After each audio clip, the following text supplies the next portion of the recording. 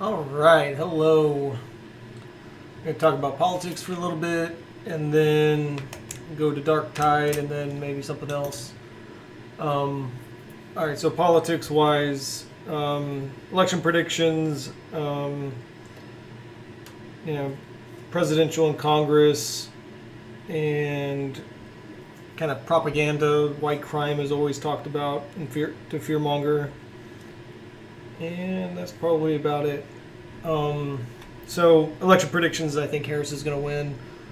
She's probably going to pick up at least a couple extra swing states than she needs. So she's going to win by 3 or 4 swing states. There's 7 swing states, it seems like, and in this election.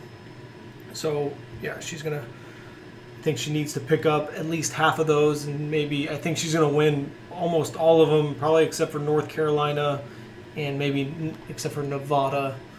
Um, so, and then so the, talking about the polls are always going to be off a bit. They're going to keep, adjusting them and refining how they conduct them to make them more accurate. But there's no way to accurately predict unlikely voters and how often or how likely they are to actually vote in this specific election, or whichever one they're polling for. And unlikely voters, especially in this election, unlikely voters are going to skew towards Harris. They're going to give Harris a big advantage, because those are going to be your typical independent voters, which are going to be the which are going to vote for the candidate that's more populist or more popular, or less hateful and toxic, which is going to obviously be Harris. Congress, Senate, and House races, I think they're going to skew towards Democrats. I think Democrats are going to get an extra couple seats in the Senate, and from what is predicted, and a few extra House seats. The House is a little bit easier because they're all up for auction or voting. The Senate's a little bit different because there's only a third of the Senate that's up for election at one time. Hopefully Ted Cruz loses, because F that guy, but we'll see. So there's a couple reasons for my election predictions, Congress and presidential, other than what I've already stated before. One big thing that I don't think a lot of people talk about is how much money Trump is hoarding and how little he shares with congressional races and just the Republican Party in general. He keeps it all for himself, which is going to have massive implications all across the ticket, all over the country. So yeah, that's definitely important. And this election is about women and abortion rights, because this is the first major. I think we had the election in 2022 was just after their decision. It was 6 months after their decision, but this is the first time a presidential election is going to happen after the abortion rights were removed by women, which was of course devastating and a travesty.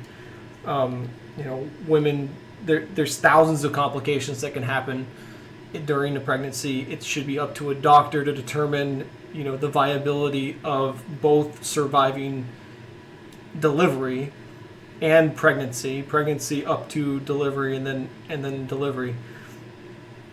I think the Roe standard is a bit more conservative than I would do, but it's also, very reasonable. Once the fetus is viable outside the womb, then the woman has less options. She needs to take care of it before the third trimester, which is what the Roe standard was. That's a bit more conservative than I would go, mostly because just it's so complicated. Growing another human inside you is strangely extremely complicated, and there's all kinds of different problems that can happen. The brain doesn't form, the heart doesn't fully form, and the heart fully forms but is not fully functional because the nerves are screwed up. There's thousands of different things.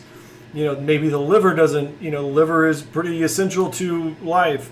maybe the liver doesn't fully develop. There's just so many. Maybe the lungs don't fully develop and are viable. So for that reason and a bunch of other ones, the other one being, it's women, it's their life. They get to decide how they live their life, if they want to be a mom, if they don't want to be a mom, all that.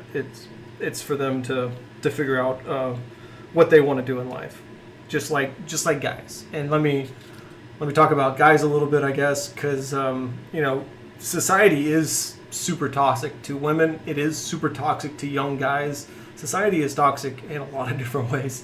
So, there is a lot of, focus on, young guys, and, the young guys are always going to try to be, confrontational or, things like that in society and, just in general. And that, that's just how it is. I was a young guy once, and, after, I had back surgery when I was 21. After that, I was a pretty toxic person. I was insecure and, fearful of, my future and how I would get a career and build a career and all that kind of stuff. So, yeah, it's,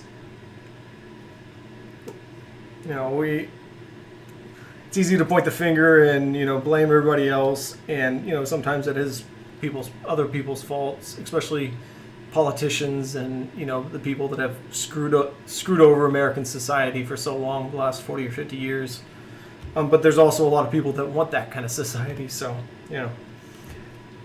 oh well. All right. So, let's talk about propaganda. Crime is always used for propaganda because it's a very effective propaganda tool. And I forget where I heard this, but basically, and I forget where or when I heard this, but it always stuck with me is the best way to threaten somebody, not like I'm talking rhetorically, of course. The best way to threaten somebody is for it to be a general threat. And a general threat means that, you say something and then they interpret it in their own way. And so kind of like a phobia, you say something that makes, like say you have 10 people and they have 10 different phobias, but you say something so that each one of them thinks that their phobia and that's what you're talking about. And so that's kind of the same thing with crime. Crime is, means different things to different people. The mom in the Midwest is thinking about her children and how they're going to go to school and be safe and how they're going to build careers and build a family in the future. And so that's what they're going to vote on.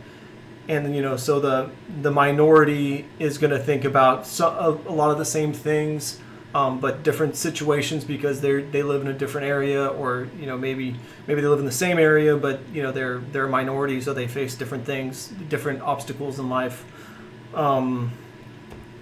So and then and this goes to all the different groups, social groups, social economic groups, racial groups. They all have things that are more, they have propaganda that they're going to be, more accepting of, or it's going to work better on them. Like the Latino population, they, statistically are very, very Christian, very religious. And so that kind of religious fear mongering that the Republican Party, Republican politicians do is going to be fairly effective on that group of people. Let's see. So, talking about crime a little more, sure, police have their role in finding justice and seeking out justice for the people that have committed wrongs, but there's also gray area where there's definitely police departments, big powerful police departments that have a statistical history and statistical, run-in, I guess, with over policing certain groups. So we need a criminal justice system that gets justice for the people that want justice and protects people from wrongdoers, but also does not statistically oppress certain minority groups. And so one of the ways to fight crime, you don't fight crime with police. You punish crime with police. You find justice. So fighting crime is, you're not going to do that with funding the police. You can do that way better with funding social policy. If you have a problem with a bunch of people stealing, from other people in the local community, small businesses in the local community, well, if you gave a bunch of people money through a social policy, those people would commit less crimes because they either wouldn't have the desire to go, to do that because they would be busy spending the money they got, or I forgot my word, but there's another point.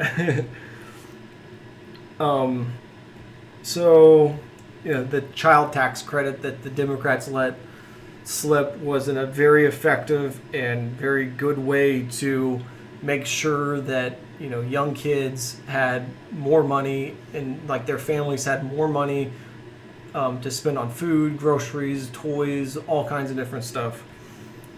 And the Republican politicians, will pretend to care about children, but they'll defund education. The school choice voucher, that's all just nonsense propaganda. What that really means is that some people get to send their kids off to really nice schools, and everyone else has their education, their local school system absolutely financially ruined. So, if Republican politicians care about the children, they would fund education, they would, help Democrats enact a child tax credit, et cetera, et cetera. But, none of that's really going to happen. Or, don't expect it to happen anytime soon. If it happens, great, but, manage your expectations with, what happens in politics. And, my expectations is almost nothing changes for a very long time until Congress has, 90% people that are good faith, whether they're Republican or Democrat. I don't really care. I'm from Texas. I'm a Democrat in Texas. I know a lot of people that are Republicans. There are a lot of like good faith Republicans that just want things to be better for them and their family, but also for America in general. And maybe they are a little exclusionary in who is American and who is not American. But in my opinion, anyone that's in the country working and contributing to the economy, whether they're American citizens, whether they have a green card, whether they're undocumented, I don't care. If they need the money, they need the to either escape a bad dangerous situation, or they just have much better prospects in this country for various reasons, then we should welcome them. Not helping people and not fixing our immigration system ultimately just helps organized crime and bad actors, because the harder it is for people to get in the country, the more money that organized crime is going to make sneaking people into the country or human trafficking them through the country. So yeah, it's it's kind of like the prohibition on alcohol in the 20s or 30s, whenever that was.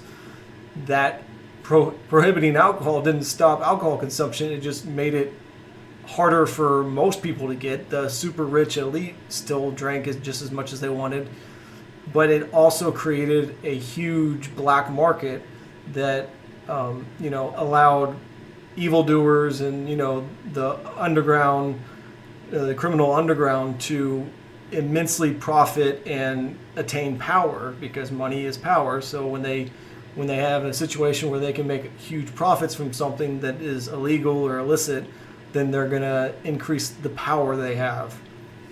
And that's, a big thing of what, would be nice to prevent if we had a functioning federal government that cared about, fixing problems instead of just creating problems and, all that kind of nonsense. All right, so that's pretty much all I wanted to talk about politics for this stream.